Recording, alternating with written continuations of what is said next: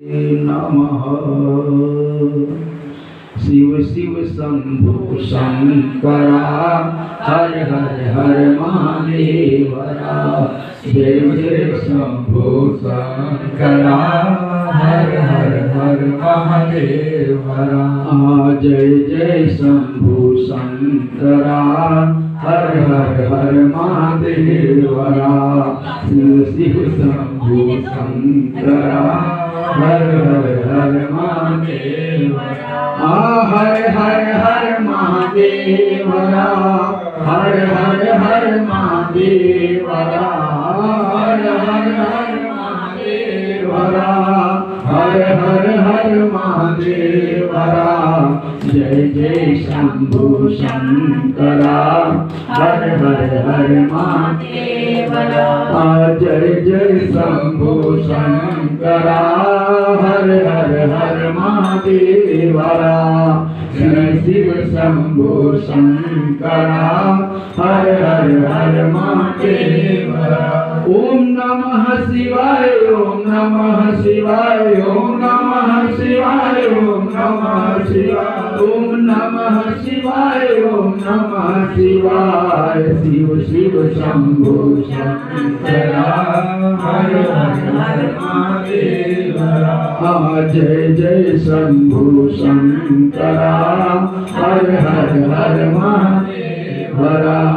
जय जय शंभु शंकरा, हर हर हर महादेवरा। प्रेम सुने श्री सच्चिदानंद भगवान की जय।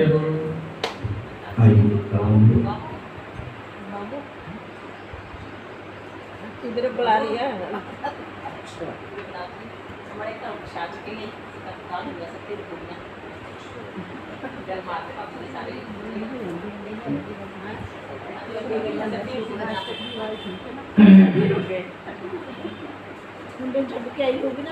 वर्णानामर्थ संघानां रसानां छन्दसामपि मंगलानां च कर्तारौ वंदे वाणी विनायकौ। भवानी शंकरौ वंदे श्रद्धा विश्वास रूपिणौ। याभ्यां विना न पश्यन्ति सिद्धा स्वान्तस्तमीश्वरम्। वंदे बोधमयं नित्यं गुरुं शंकररूपिणं।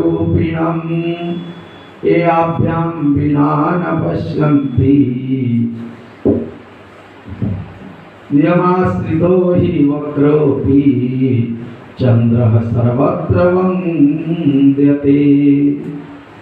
कहूँ सुमति अनुहारे अब उमा शंभु संवाद। भयउ समय जेहि हेतु जेहि सुनि मुनि मिटहि विषाद। प्रेम सूर्य शंकर भगवान की। आइए इतनी कथा सुनाने के उपरांत श्री ब्रह्मा जी ने नारद जी से कहा कि हे नारद, माता सती ने अपने पिता के घर यज्ञ का समाचार सुनकर माता ने चाहा कि हमारे पिताजी के घर में यज्ञ हो रहा है, सो हमें भी वहां पर जाना चाहिए, मैं भी वहां पर जाऊं। महाराज वह इसी इच्छा से अकेली भगवान शंकर के पास जा पहुंची और भगवान शिव के पास पहुंचकर सती ने क्या देखा कि भगवान के जो सेवक हैं, गण हैं, वह भगवान शिव की सेवा में संलग्न है। और वे दिगंबर महाराज केवल रुद्राक्ष धारण किए हुए उनके शीश पर जटाएं लटक रही थी, शरीर पर भस्म शोभित हो रहा था। भगवान का महाराज ऐसा स्वरूप देखकर सती ने अपने स्वामी को प्रणाम किया। महाराज उस समय वहां सती को देखकर भगवान शिव ने बड़े प्रेम के साथ उन्हें अपने पास में बिठा लिया। यद्यपि भगवान शिव इस रहस्य को सब जानते थे, फिर भी उन्होंने इस सांसारिक लीला के निमित्त अपने पास आने का भगवान शिव ने सती से कारण पूछा कि देवी आपका आगमन क्यों हुआ है? अगर कुछ कहना चाहती हो, कुछ मांगना चाहती हो तो कहो। तब सती बड़ी प्रसन्न होकर बोली कि हे भगवान, क्या आपको यह अच्छा नहीं लगा कि दक्ष ने यज्ञ प्रारंभ किया है? मित्रों तथा बांधवों की भेंट ही महाधर्म है, और इसी से अच्छे लोग भले बंधुओं की संगति का स्वीकार करते हैं तथा आनंद प्राप्त करते हैं। सती ने कहा कि भगवान, अब हम लोगों को आपको यह उचित है कि वहां चल करके हम लोग यज्ञ की रक्षा करें, यज्ञ को पवित्र करें।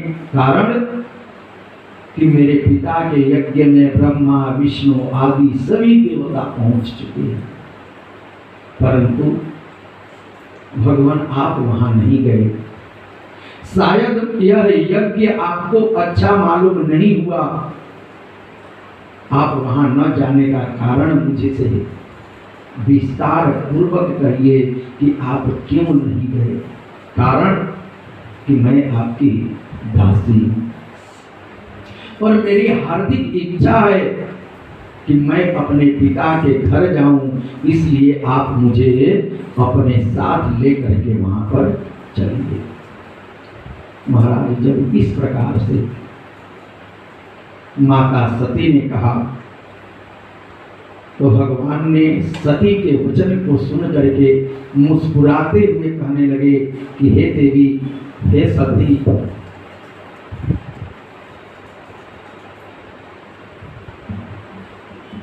भगवान कहने लगे कि हे सती,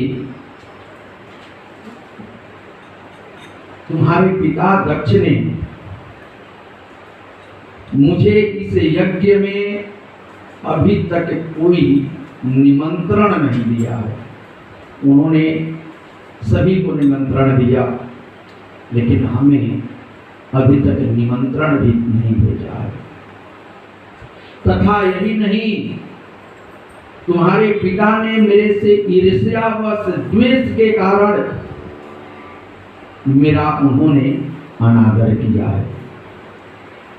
भगवान ने कहा कि देवी, जरा तुम ही विचार करो, सोचो तो सही कि वहां केवल तुम ही को न बुलाकर दक्ष ने अपने सभी पुत्रियों को वहां पर बुलाया है। इसका एकमात्र कारण केवल तुम्हारे पिता मेरे से द्वेष रखते हैं। और देवी, ध्यान देना कि ऐसे स्थान पर बिना बुलाए जाना नहीं चाहिए। यह उचित नहीं बल्कि अनुचित होगा। यद्यपि धर्मशास्त्र कहता है कि अपने पिता, मित्र, गुरु तथा स्वामी के घर बिना बुलाए भी जाना उचित है, परंतु अगर उनके मन में शत्रुता हो, बैर हो, ईर्ष्या हो, तो उसके घर बिना बुलाए कदापि नहीं जाना चाहिए। किसी के घर महाराज बिना बुलाए जाना मृत्यु से अधिक तथा अनादर एवं लोक निंदा का कारण बनता है। भगवान ने कहा कि देवी मैं इसी कारण वहां पर नहीं जा रहा हूं। तो सती ने कहा कि भगवान आप इस वैर का कारण तो बताएं,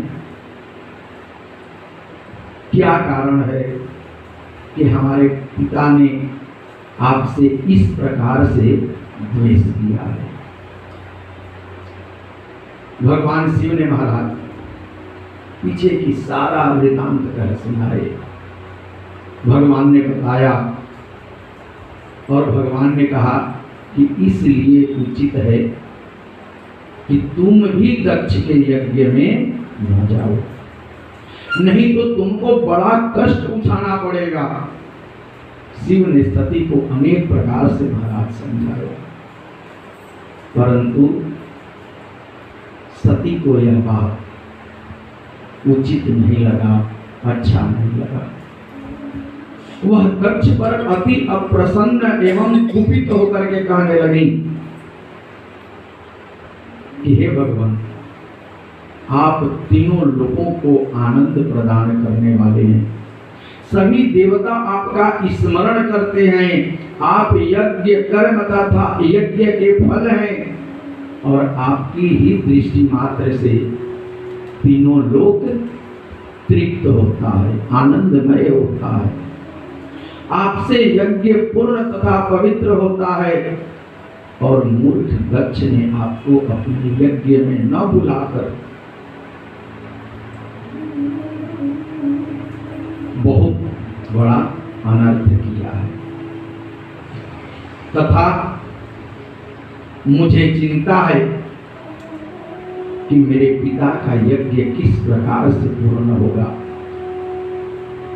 मेरा पिता इस प्रकार क्यों अज्ञानी हो गया, क्यों उसने मूर्खता की, मुझे इसी बात की बड़ी चिंता है। पर भगवान आप यदि आज्ञा दें तो मैं जाकर उसके शील या दुर्शील अथवा उसके वैर भाव को जाकर के अपनी आंखों से वो देखूं। ब्रह्मा जी कहने लगे कि महाराज भगवान शिव को तो कुछ और ही लीला वहां पर करनी थी, इसलिए उन्होंने सती के आग्रह को न टालकर महाराज उन्हें नंदी पर सवार कर यज्ञ में जाने की भगवान ने अनुमति प्रदान कर दी। भगवान ने उन्हें आज्ञा दे दी। उन्होंने सती के साथ महाराज अपने 60,000 गण देकर भगवान शिव ने सती को राजा दक्ष के यज्ञ में विदा किया। अच्छे अच्छे वस्त्र आभूषण भगवान ने सती को दिए। सती का स्वरूप भी अति उत्तम कर दिया। हे नारद, भगवान शिव ने ऐसी माया की कि सती बड़ी धूमधाम से अपने पिता के यज्ञ में चली। महाराज सती ने उस समय अपनी जैसी शोभा प्रकट की, वैसी किसी समय भी सती ने अपने सौंदर्य को नहीं दर्शाया। उनके चलने के समय बड़ा शब्द हुआ, कोई गण उछलता कूदता था, अन्य गण भी सबको प्रसन्न तथा आनंदित करते हुए चले। कोई सती का प्रताप को वर्णन करता तो कोई शिव की महिमा का गान किया करता था। इस प्रकार महाराज सब अत्यंत प्रसन्न हो अनेक प्रकार की गति से चलते और सती की सेवा करते। और ऐसे ही सती के साथ सब गण दक्ष के घर पर जा पहुंचे। महाराज ब्रह्मा जी ने कहा कि महाराज इस प्रकार सती से भयभीत, इस प्रकार सती दक्ष से भयभीत होकर के यज्ञशाला में जा पहुंची, परंतु वहां किसी ने उनसे कोई कुशल क्षेम तक नहीं पूछा, उनसे किसी ने कुछ बात तक नहीं की, न किसी ने यही जाना कि यह जगन माता है, संसार की माता है। दक्ष ने तो महाराज अहंकार में उनसे सती का कोई हाल चाल भी नहीं पूछा।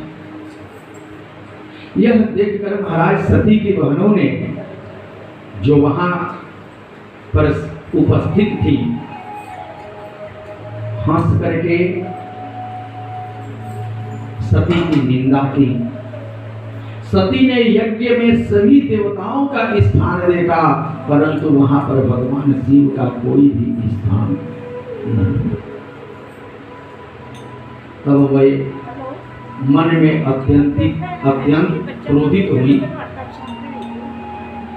और उन्होंने अपना अनादर देख भगवान शिव का स्मरण किया तथा उन्होंने सोचा कि अपने क्रोध से दक्ष को भस्म करने में ही भलाई है। परंतु फिर सती ने सोचा कि यह हमारे लिए उचित नहीं होगा, क्योंकि जब दक्ष ने कठिन तपस्या करके मुझे प्रसन्न किया था, तब मैंने दक्ष से कहा था कि जब मैं तुम में कुछ गर्व तथा अपने मान की कमी देखूंगी तो उसी समय मैं अपने शरीर का त्याग करूंगी। महाराज दक्ष ने भी इस बात को मान लिया था। अब लग रहा है कि भगवान की कृपा से वही समय हमारे निकट आया हुआ है। इस प्रकार सती ने पुनः इस बात पर विचार कर सती ने महाराज उस समय बहुत दुख प्रकट की और मन में सती ने कहा कि मुझे बड़ा दुख है जो शिव जी के बिना पुत्र के ही रहे और उन्हें मेरे विवाह का अभी तक कोई फल नहीं मिला। मेरे सिवाय हमारे स्वामी के पास अभी कोई भी नहीं है। कौन है जो मेरे पीछे भगवान शिव को प्रसन्न रखे? फिर भगवान शिव भी ऐसे हठी हैं जो किसी अन्य स्त्री को अंगीकार नहीं करेंगे, स्वीकार नहीं करेंगे। अब मैं अपने प्रतिज्ञा के कारण अपने शरीर को त्याग कर हिमालय पर्वत के घर में पार्वती के रूप में जन्म लूंगी तथा हिमाचल की पत्नी मुझे अपनी पुत्री समझेगी और मैं भी उसको अपनी माता समझकर आनंद प्रदान करूंगी। तब मैं भगवान शिव के साथ पुनः पाणी ग्रहण संस्कार करूंगी। उस समय सती ने कहा कि मेरी सब लज्जा समाप्त हो जाएगी तथा संसार के मनोरथ पूर्ण होंगे। सती ने यह सब बातें सोचकर महाराज दक्ष से क्रोधित होकर के सती ने कहा कि हे पिता, आपने शिव को निमंत्रण क्यों नहीं भेजा? क्या आपकी बुद्धि नष्ट हो गई है? जिन मेरे स्वामी शिव से तीनों लोक पवित्र होता है, आपने उन्हें क्यों नहीं बुलाया? कारण कि बिना शिव जी के सर्व जितने भी कर्म हैं सब सिद्ध नहीं अपितु असिद्ध होते हैं। तुमने ऐसे शिव को क्यों नहीं पहचाना? फिर सती ने प्रेम से बोलिए शंकर भगवान की। कि शंकर तेरी जटा से बहती है गंगाधारा, शंकर तेरी जटा से शंकर तेरी जटा से बहती है गंगाधारा, शंकर तेरी जटा से बहती है गंगाधारा, शंकर तेरी जटा से बहती है गंगाधारा, शंकर तेरी जटा से शंकर तेरी जटा। प्रेम से बोलिए शंकर भगवान की जय। आनंद आ गया, लेकिन कुछ लोगों के कपड़े भी गीले हो गए, वो भगवान के ऊपर गुस्से भी हो रहे होंगे, कारण कि उन्होंने परिश्रम करके अपने कपड़े को धुल करके सुखाया होगा।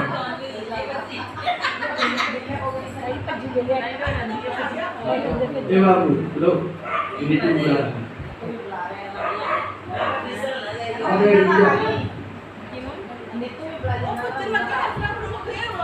प्रेम से बोलिए शंकर भगवान ने की जय।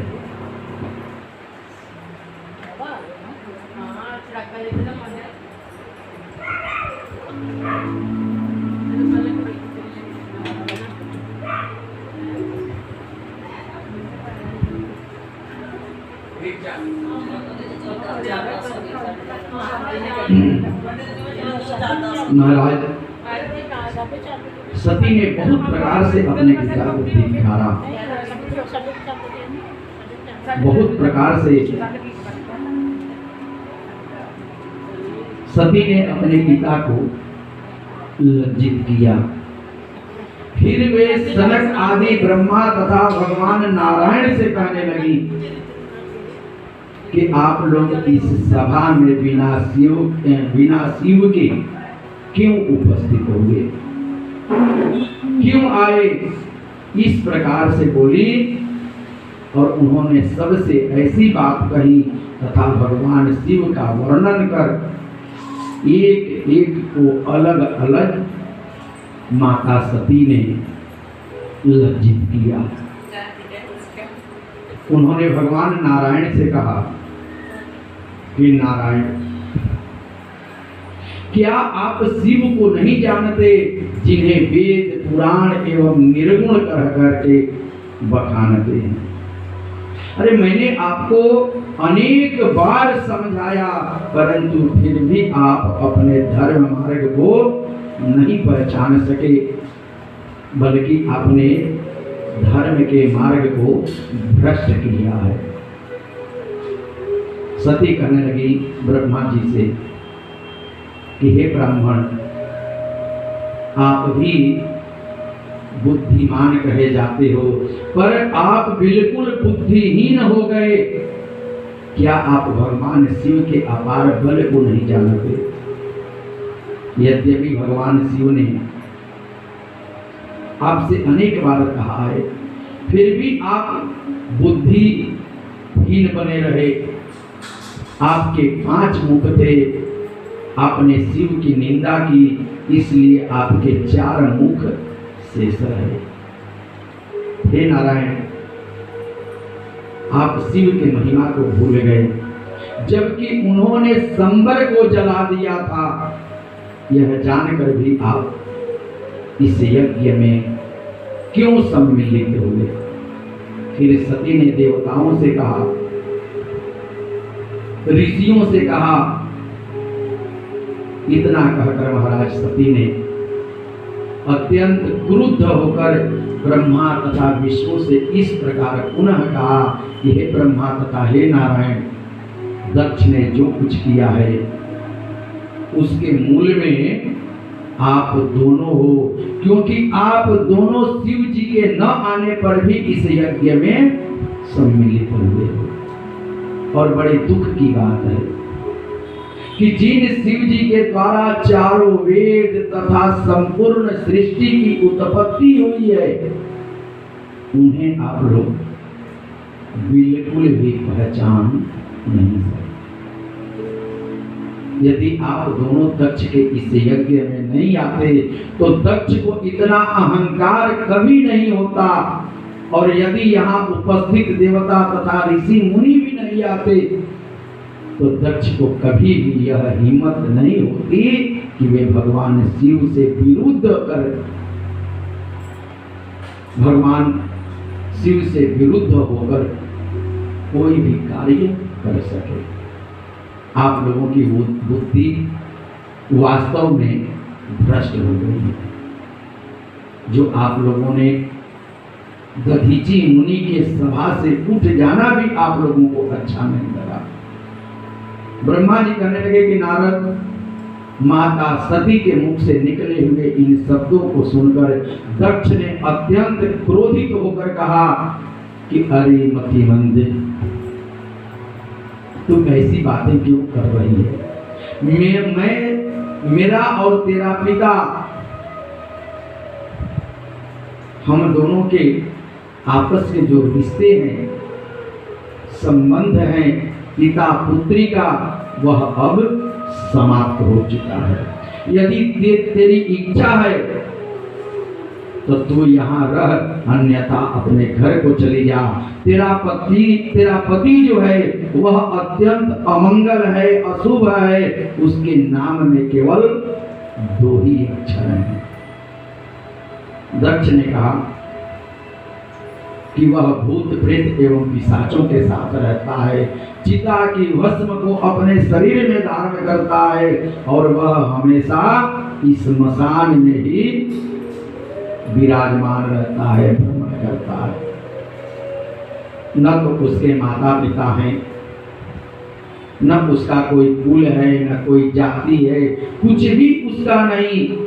उसका वर्णन वेद में भले चाहे किए हो, परंतु उससे के अंदर कोई भी शुभ लक्षण नहीं। दक्ष ने कहा कि मैंने उसे यहाँ नहीं बुलाया क्योंकि ऐसे मूर्ख मनुष्य यज्ञ में आना निषिद्ध कहा गया है। दक्ष ने कहा कि हे सती, मैंने वास्तव में बड़ी मूर्खता की जो औरों के कहने पर तुझ जैसी अपनी श्रेष्ठ पुत्री का विवाह शिव के साथ कर दिया। मुझे इस बात का बहुत बड़ा दुख है कि तू मेरी बातों पर विचार करके अपना यह क्रोध अब त्याग दे। महाराज, जब दक्ष ने इस प्रकार से सती से कहा तो दक्ष की बातों को सुनकर सती पुनः क्रोधित हो उठी और अपने पिता को महापापी अनुमान कर बहुत दुखी भी हुई, और वे कहने लगी कि शिव का अपमान कभी सुनना नहीं चाहिए। यदि कोई व्यक्ति शिव की निंदा कर रहा हो तो सुनने वाले को उचित होगा कि वह या तो अपना कान बंद करके वहां से चला जाए और अपने शरीर को अग्नि में जला करके भस्म कर दे। इसके विपरीत चलने से महापाप लगता है।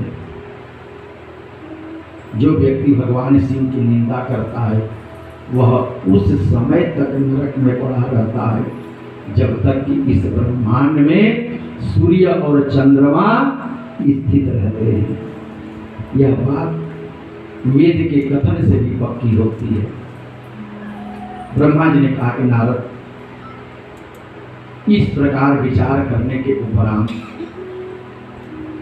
सती अत्यंत क्रुद्ध होकर भगवान शिव के नाम का जोर जोर से उच्चारण करने लगी और उन्होंने किसी की भी प्रतिष्ठा का ध्यान नहीं रखते हुए यज्ञशाला में उपस्थित सभी लोगों को धिक्कारते हुए सती ने कहा कि हे सभासदों, मैं आप लोगों से यह सत्य बात कह रही हूँ कि इस समय आप सभी लोगों की बुद्धि जो है वह भ्रष्ट हो चुकी है। अंत में तुम्हें बहुत दुख होगा और पश्चाताप करना पड़ेगा। तुम में से अनेक लोग मारे जाएंगे और कई लोग भाग कर किसी गुप्त स्थान पर छिप जाने के कारण छिपने के लिए विवश हो जाएंगे। इस सभा में जिसने भगवान शिव की निंदा की है और जिसने भगवान के निंदा को सुना है उन सभी को महापाप लग गया। सती ने कहा कि हे सभासदों, मैं आप लोगों से यह बात सत्य कह रही हूं। और सती ने कहा कि हे राजा दक्ष, तुमने भगवान शिव का अपमान किया है, अतः तुम्हें भी बहुत पश्चाताप करना पड़ेगा। शिव जी सबको सुख देने वाले और सबके ही स्वामी हैं, पर तुम उन्हें साधारण देवताओं की भांति समझ रहे हो। शायद तुम्हें यह मालूम नहीं है कि वे संपूर्ण सृष्टि के सबसे बड़े हितैषी हैं। तुम्हें अपने करने का फल अवश्य मिलने वाला है और शीघ्र ही मिलेगा। सती ने कहा कि हे दक्ष, वेद में मनुष्य 3 प्रकार के कहे गए हैं। जो किसी के गुण तथा शील में दोष लगाता है उसे अधम मनुष्य कहा जाता है, और जो किसी के पाप तथा पुण्य का सच्चा वर्णन करता है उसे मध्यम मनुष्य कहा गया है, और जो किसी के पाप को छिपाते हुए केवल उसके सद्गुणों का ही वर्णन करता है उसे उत्तम मनुष्य की संज्ञा दी गई है। इन तीनों में जो सर्व उत्तम प्राणी होते हैं वे अन्य लोग के केवल गुण का ही वर्णन नहीं करते, अपितु वे सबको अपने कृत्य के द्वारा यानी कर्म के द्वारा प्रसन्न भी रखते हैं। मैंने 3 प्रकार के प्राणियों का विचार करते हुए यह निष्कर्ष निकाला है कि तुम अधम प्रकार के मनुष्य हो, क्योंकि तुमने शिव की झूठी निंदा की है। मिथ्या भाषण, अहंकार, क्रोध, लोभ आदि जितने भी बड़े पाप हैं उन सब में महान पाप किसी दूसरे व्यक्ति की निंदा करना है। और तुम जो यह कहते हो कि शिव नाम में केवल 2 ही अक्षर हैं, तो तुम्हें आज यह भी जान लेना चाहिए कि ये 2 अक्षर इतने प्रभावशाली हैं कि जो मनुष्य इसे अपने मुख से निकालता है उसके संपूर्ण पाप जलकर भस्म हो जाते हैं। ऐसे पवित्र नाम की निंदा करना भी उचित नहीं, परंतु तुम अपने अज्ञान के कारण शायद इस बात को नहीं जानते कि शिव जी अनादि, अप्रमेय तथा महान हैं और उनसे द्वेष रखने वाले कभी भी सुखमय नहीं रह सकते। महाराज, सती कहने लगी कि केवल यही है कि मुझे उनका यह स्वरूप देखकर ही बड़ी प्रसन्नता होती है। उनके उस स्वरूप के अतिरिक्त किसी अन्य रूप को देखना मुझे स्वीकार भी नहीं है। अब मैं अपने निश्चय के अनुसार अपने को भस्म करती हूँ, क्योंकि इससे शायद भगवान शिव जी को प्रसन्नता की प्राप्ति होगी। इतनी कथा सुनाकर ब्रह्मा जी कहने लगे कि नारद, यह कहकर सती ने महाराज उत्तर दिशा की तरफ मुंह कर पृथ्वी पर बैठ गई और उन्होंने स्नान करने के उपरांत अपने संपूर्ण शरीर को वस्त्रों से लपेट लिया। तत्पश्चात योग धारण कर विधि पूर्वक आसन लगाते हुए सती ने पहले प्राणायाम किया। सर्वप्रथम उन्होंने समान वायु को नाभि चक्र में लाकर उदान वायु को ऊपर चढ़ाया और भगवान शिव की सुंदर मूर्ति को अपने हृदय में सती ने स्थापित कर दिया। तदुपरांत उन्होंने अपने दोनों भवों के बीच दृष्टि जमाते हुए अपने पति के चरणों का ध्यान सती ने किया और अग्नि तथा वायु को सती ने उत्पन्न कर दिया। उस पवित्र अग्नि तथा वायु के द्वारा उन्होंने महाराज अपने निष्पाप शरीर को जला करके सती ने भस्म कर दिया। इस दृश्य को देखकर सब ओर महाराज हाहाकार मच गया। यज्ञशाला में उपस्थित सभी लोग अत्यंत भयभीत तथा दुखी हुए और दक्ष की पत्नी वीरनी शोकाकुल हो गई। उस समय शिव जी के गणों ने अत्यंत क्रुद्ध होकर सब लोगों को संबोधित करते हुए इस प्रकार से कहा। गणों ने कहा कि इस दक्ष की मूर्खता को देखो कि इसने सती को भस्मी होने से रोका तक नहीं। शिव जी कि इस शत्रु को संसार में अत्यंत निंदा प्राप्त होगी और यह अभिमानी मूर्ख करोड़ों नरकों के दुख को भोगेगा। इतना कहकर महाराज वे सब दक्ष को जान से मारने के लिए उस यज्ञ को भ्रष्ट करने के निमित्त अपने स्थान से सभी शिव के गण खड़े हो गए। उस समय उनके हृदय की इच्छा को जानकर भृगु ऋषि ने यज्ञ की रक्षा के निमित्त यज्ञ कुंड में एक पवित्र आहुति दे डाली। उस आहुति के पड़ते ही यज्ञ कुंड द्वारा 1000 अत्यंत बलवान तथा धैर्यवान दैत्यों की यानी ये राक्षसों की उत्पत्ति हो गई, जो संसार में रेगु नाम से प्रसिद्ध हो गए। ब्रह्मा जी कहने लगे कि नारद, उस दृश्य को देखकर सभा में उपस्थित सभी लोग अत्यंत चिंतित हुए। उस समय ब्रह्मा जी कहने लगे कि मेरा तथा विष्णु का श्वास शीघ्रता पूर्वक चलने लगे।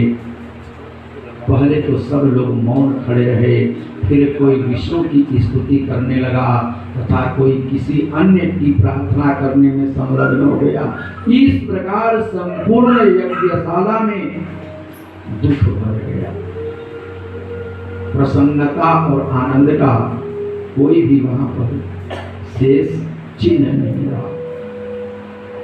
केवल अकेले दक्ष की मूर्खता के कारण उस महापाप का भागी सभी लोगों को बनना पड़ा।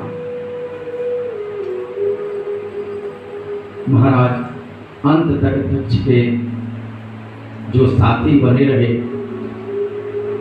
अपने गणों के द्वारा यह समाचार प्राप्त कर भगवान शंकर को जब यह समाचार पता लगी तो भगवान शिव अत्यंत क्रुद्ध हुए। उस समय नारद, तुमने भी भगवान शिव के पास पहुंचकर जो कुछ घटना घटित हुई थी, उसे घटना को तुमने ज्यों का त्यों ही जाकर के भगवान शिव से कह सुनाया।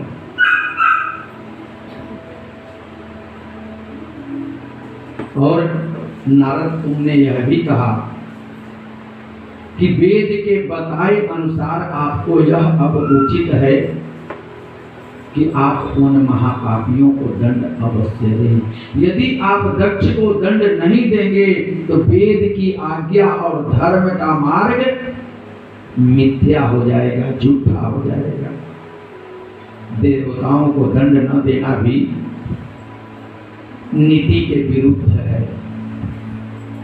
इसके अतिरिक्त भगवान आपसे एक बात और मैं कहना चाहता हूं कि यदि आप दक्ष को दंड नहीं देंगे तो दधीचि ऋषि का वचन भी झूठा हो जाएगा। खेद की बात तो यह है कि ब्रह्मा और विष्णु ने भी दधीचि ऋषि के शब्दों पर कोई भी ध्यान नहीं दिया। कारण कि दधीचि ने ब्रह्मा एवं नारायण को समझाया था, फिर भी उन लोगों ने ध्यान नहीं दिया और दक्ष से ऐसा निंदनीय कर्म ब्रह्मा एवं विष्णु ने करा दिया। ब्रह्मा जी कहने लगे कि नारद, अब तुम्हारी बात को सुनकर भगवान शिव ने मन में विचार किया कि यद्यपि ब्रह्मा विष्णु देवता ऋषि मुनि एवं ब्राह्मण मुझे अति प्रिय हैं, तो भी जो वेद की आज्ञा है वह सर्वोपरि है, सबसे ऊंची है। यह निश्चय कर भगवान शिव ने अपने गणों को अभय दान दिए और अपने दिव्य दृष्टि के द्वारा यज्ञ के संपूर्ण वृतांत की जानकारी भगवान शिव प्राप्त कर लिए। तदुपरांत भगवान शिव क्रुद्ध हुए, मानो कि प्रलय ही कर देना चाहते हो। प्रेम से बोलिए शंकर भगवान की। उमापति महाशत्रुओं को लिए हुए और महाराज उसी समय शिव जी के रोम रूपों के द्वारा अन्य हजारों गणों की उत्पत्ति हो गई, जो शरीर बल तथा स्वरूप में वीरभद्र के समान ही सब मालूम पड़ते थे। भगवान शिव की आज्ञा अनुसार कैलाश पर्वत पर खड़े हुए वे परम भयानक शब्दों का उच्चारण अपने मुख से कर रहे थे।